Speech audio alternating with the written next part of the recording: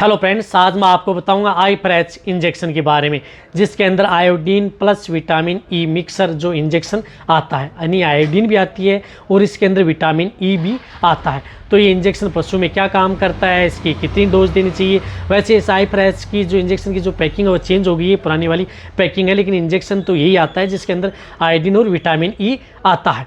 जो इस तरह का ये इंजेक्शन आता है, कहने का मतलब है कि जो ये आयोडीन का इंजेक्शन है पशु में क्या काम करता है। देखो, ये बहुत ही अच्छा इंजेक्शन है पशु में। वैसे माने तो हम इसे फीड सप्लीमेंट के तौर पर इन इंजेक्शनों का प्रयोग कर सकते हैं। जैसे यदि पशु में किसी भी तरह का यदि थनैला रोग हो गया है, मेस्टाइटिस हो गया है, तो मेस्टाइटिस में भी इस इंजेक्शन का बहुत अच्छा रोल है।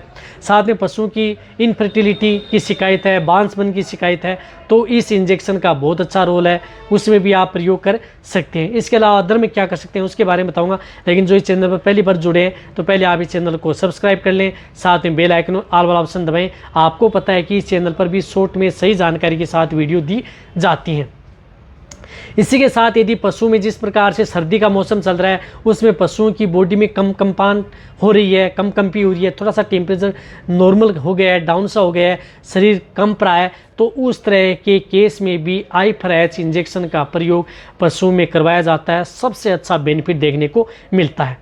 इसी के साथ यदि पशुओं में जिस प्रकार से आपका पशु गर्मियों में हाँफता है या स्ट्रेस में आ जाता है, तो उस स्थिति में भी आप इस इंजेक्शन का प्रयोग उन पशुओं में करवा सकते हैं। लेकिन ज़्यादातर आपने देखा होगा कि आपका वेटरनरियन सबसे ज़्यादा जो इस इंजेक्शन का प्रयोग करता है वह पशु में यदि शरीर पर किसी भी जगह यदि गांठ हो जाए, चाहे गले के नीचे गांठ हो या थन के अंदर गांठ हो या बॉडी के किसी भी भाग में यदि जब गांठ हो जाती है, ट्यूमर बन जाती है, तो उस स्थिति में इस इंजेक्शन का बहुत ही अच्छा रिजल्ट है। कहने का मतलब है कि शरीर पर किसी भी जगह यदि गांठ बन जाए तो आप इस इंजेक्शन का प्रयोग अपने वेटरनरियन से करवा सकते हैं। सबसे अच्छा रिजल्ट देखने को मिलता है।